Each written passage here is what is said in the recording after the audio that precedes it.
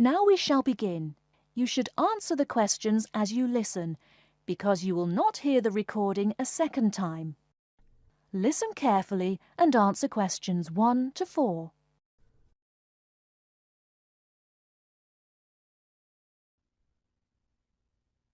Good afternoon and welcome to City Hour, the radio show that brings you all the latest information about events in and around our city.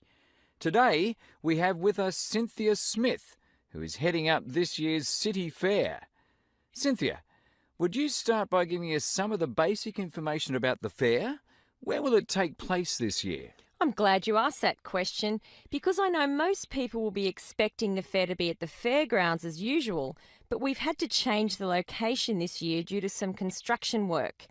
You know, they're building the new high school in that neighbourhood and they've been using the fairgrounds as a place to store construction materials. So we've moved the fair to City Park, which I think is a wonderful location. Yes, that will be a great place for the fair. I understand that the fair begins on Friday morning with a special opening event. Actually, it won't begin until that evening, but you're right about the special event. Traditionally, we've begun with a parade, but this year our opening event will be a special dance performance. And the most exciting part is that the mayor will be one of the dancers. The mayor is a woman of many talents. Cynthia, could you tell our listeners about the price of admission? What will it cost to attend the fair? We're trying to keep the price down as much as possible. A 3-day pass is just $25, or you can buy a Saturday or Sunday only pass for $15. The opening event on Friday, the dance performance, doesn't cost anything to attend, and we're hoping a lot of people will come to watch that.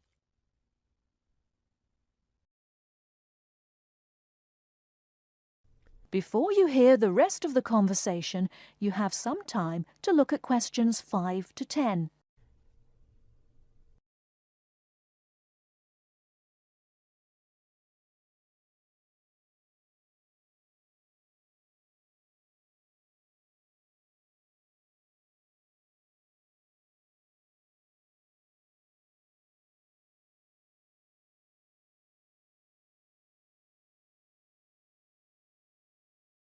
Now listen and answer questions 5 to 10.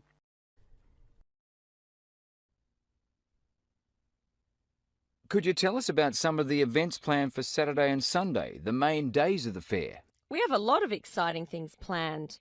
There are a number of events especially for children, including a clown show on Saturday afternoon.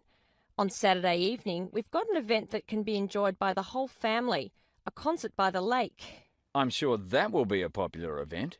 Is there anything special planned for Sunday? Yes, a really fun event, and we hope a lot of people will participate. There'll be a singing contest in the afternoon.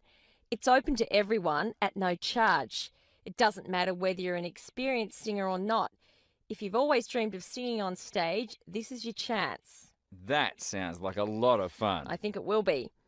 I'd also like your listeners to know that besides the special events I've mentioned, there will be things taking place all weekend. For example, at the food court, international food will be served. You'll be able to sample dishes from all around the world. There will also be special games for children at different locations around the fair. Will there be things people can buy, souvenirs, anything like that? We have a large area set aside where there will be crafts for sale. This will be an opportunity to buy many lovely handmade things and to get to know some of our local artists and craftspeople as well. It sounds like there will be a lot of fun for everyone at this year's fair.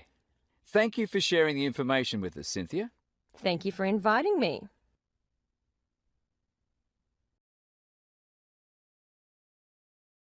That is the end of part 1. You now have half a minute to check your answers.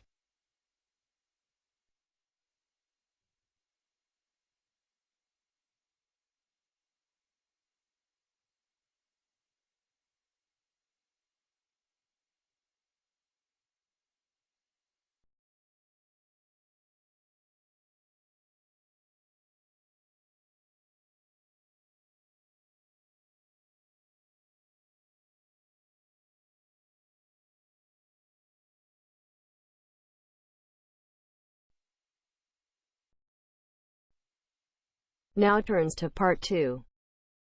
Part 2. You will hear a lecturer discussing the possibility of creating nuclear fusion.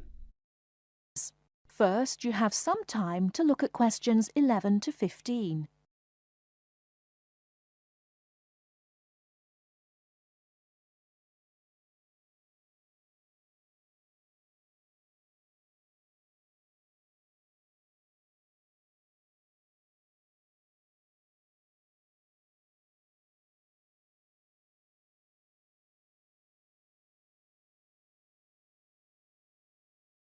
Now, listen carefully and answer questions 11 to 15. We look at the sun, a huge ball streaming out essentially limitless energy into space, and we think about how we need that energy here on Earth. Our oil reserves are running out, coal burning causes much pollution, and nuclear energy has many dangers. But where does the sun itself get its energy? The answer is that the sun makes it using fusion, or, more specifically, in a hydrogen fusion process. There is no pollution, no radioactivity, no waste products, and we have plenty of hydrogen. So, hydrogen fusion seems the perfect answer to our energy needs, and scientists have long attempted to achieve it here on Earth. So what happens during this process? The first step is to make two light atomic particles approach. In the case of our sun, these are hydrogen particles, the lightest and also the easiest to deal with. However, the problem is that the nuclei of atoms have electric fields, and fusion between these particles is opposed by their similar electric charge. They most naturally repel each other, and the nuclei of all elements are exactly the same in this respect. Thus, in order to overcome this repulsion and force them together, in the second step, the particles are heated. The trouble is, you need a lot of heat, incredible temperatures of the sort only seen on the surface of the sun. This is many millions of degrees, far higher than the melting point of any known material. Still, the concept is simple. The hot, wildly moving particles, which are now called plasma, will crash into each other, resulting in the third step, the fusion into helium, which releases energy and begins a self-sustained process. Before you hear the rest of the talk, you have some time to look at questions 16 to 20.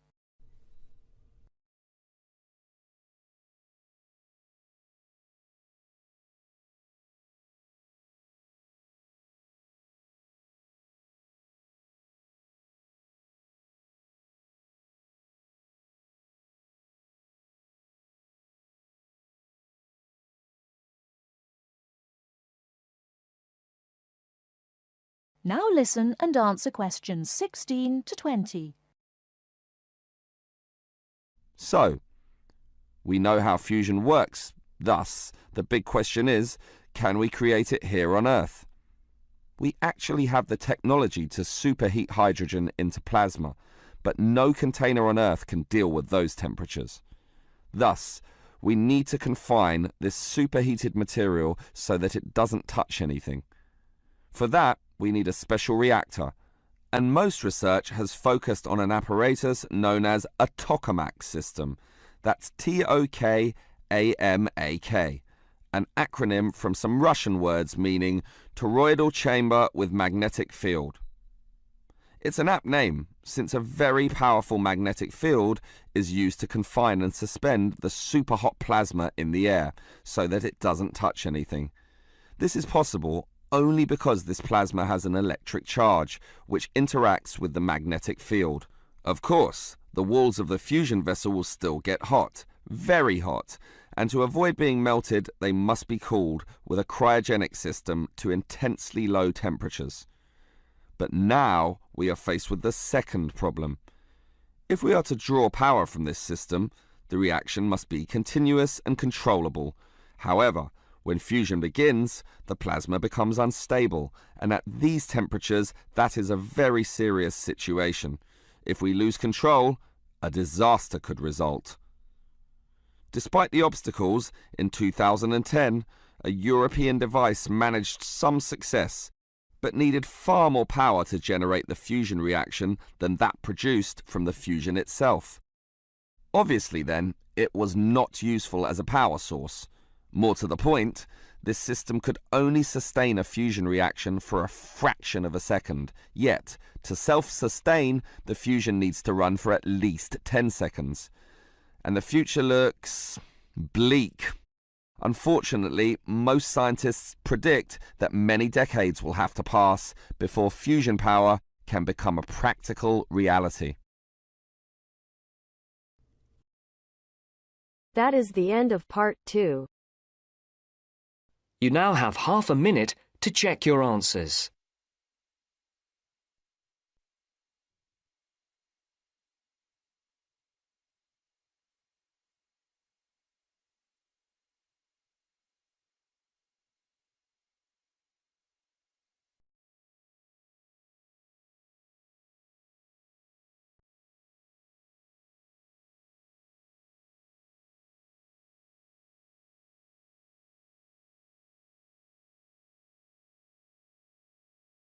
Now turns to part 3.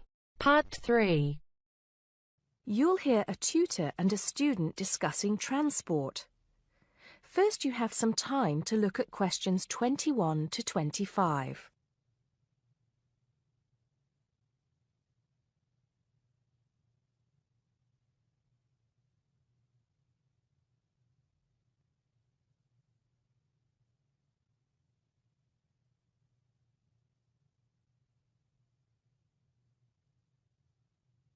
Now listen carefully and answer questions 21 to 25. Come in, John, come in. How's the paper going? Morning, Mr. Taylor. Pretty well, actually. Good, good. It's not all about bicycles, is it? I know you've got a thing about bicycles. Yes, but that's just... There are other ways to get around town, you know. Yes, I know, and I think I've researched pretty well all of them. Right then. So your paper's about urban transport in London, eh? Not just London, but that is going to be the focus. I've also looked at urban transport systems in cities around the world. Madrid, Beijing, Mexico City, Amsterdam, Paris, other countries too. You have been busy, haven't you? What's the purpose of your study? Well, two things really. I want to see if there are more efficient ways of organizing urban transport systems while cutting down on traffic congestion, and of course pollution, and to find ways of encouraging people to use public transport instead of their cars. Let's start with that then, with cars. I think you'll have a hard time thinking of ways to persuade people to swap their cars for a crowded bus or underground train. They're convenient, comfortable, faster, and sometimes they're a status symbol too. Okay, I agree that cars will probably always be the most popular means of transport, but there are ways to cut down the number of people who bring their cars into the city. It's a problem that affects every big city, and several methods have been tried. I know, as I've found to my cost. When I go into London, which I do 2 or 3 times a week, I have to pay £5 to get into the city centre. Has your research thrown up any more places where they do this? Oh, yes. Apart from London, there's Oslo, Stockholm, Singapore. Now, there, in Singapore, they've got it really organized. They've imposed a tax on all roads leading into the city center, and they have electronic sensors that identify each car, and then debit a credit card belonging to the owner. Before you hear the rest of the conversation, you have some time to look at questions 26 to 30.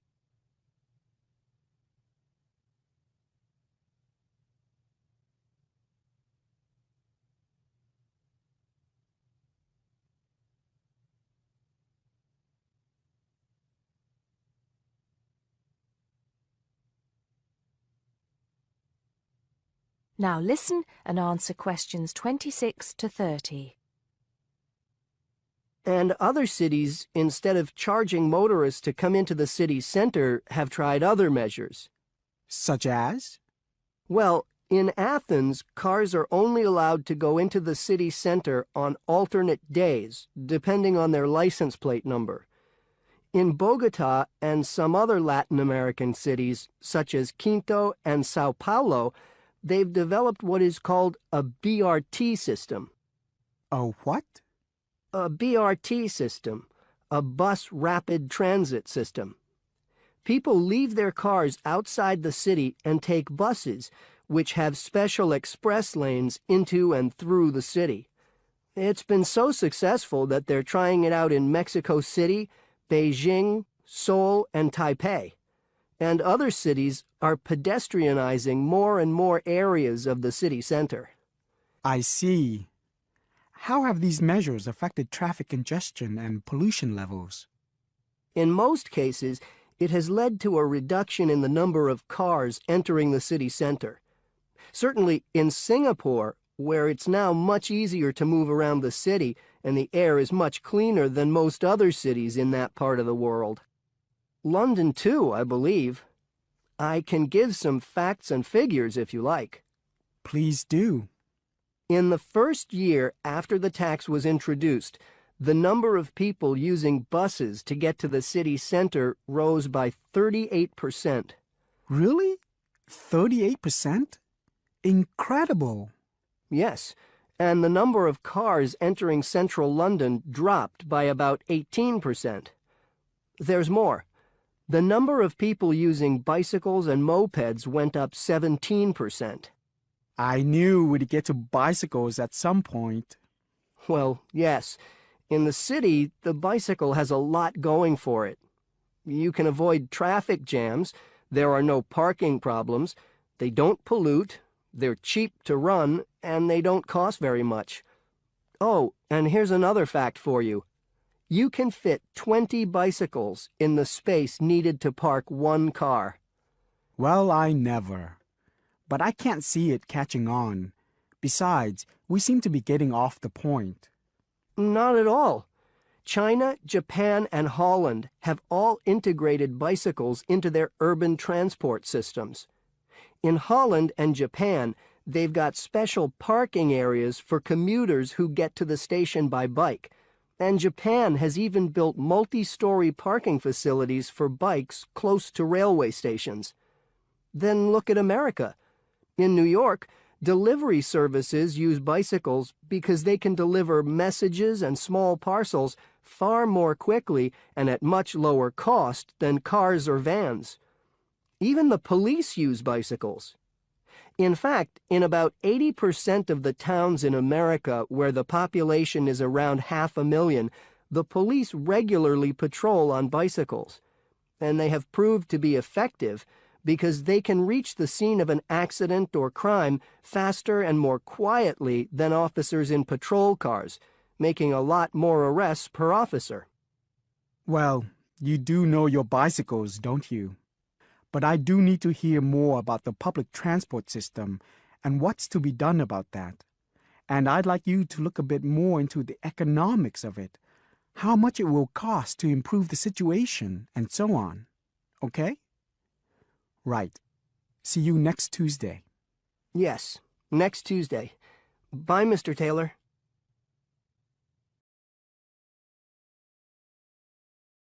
That is the end of part 3. You now have half a minute to check your answers.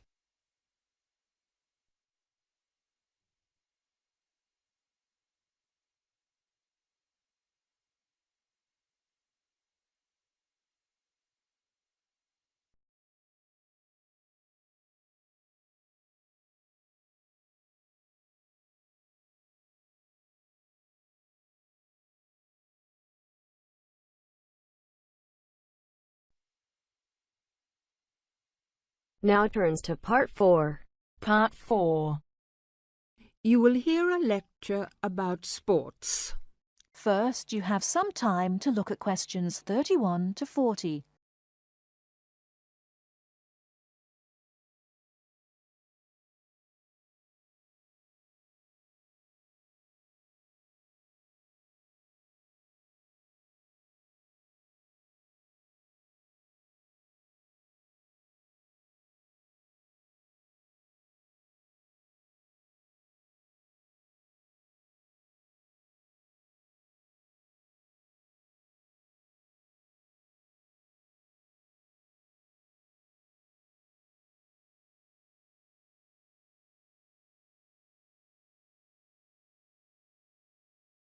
Now listen carefully and answer questions 31 to 40.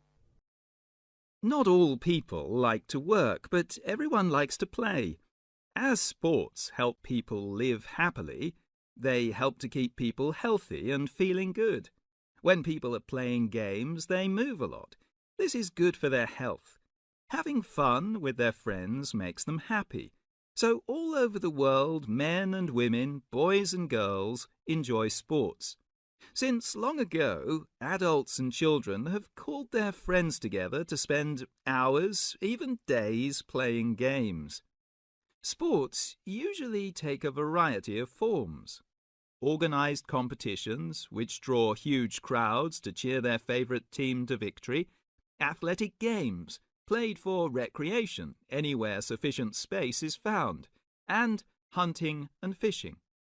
Most sports are seasonal, so that what is happening in sports depends on the time of the year. As sports change with the season, people often do not play the same games in winter as in summer. If you want to know what others' favourite sports are, first of all, you should find where they live. Generally speaking, people in hot areas are fond of swimming, while people in cold places love skiing or skating. In this case, surfing is believed to be an important sport in Hawaii. The Pacific Ocean sends huge waves up on the beaches, waves that are just right for surfing.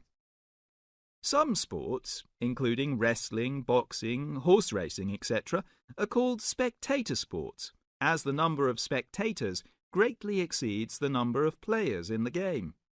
Other sports are called participant sports, drawing a crowd of onlookers only on special occasions, such as tournaments. Some sports are commercial and professional, with players who are paid for their participation and with audiences who pay admission to watch.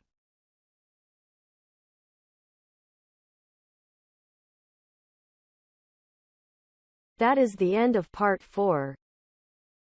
You now have half a minute to check your answers.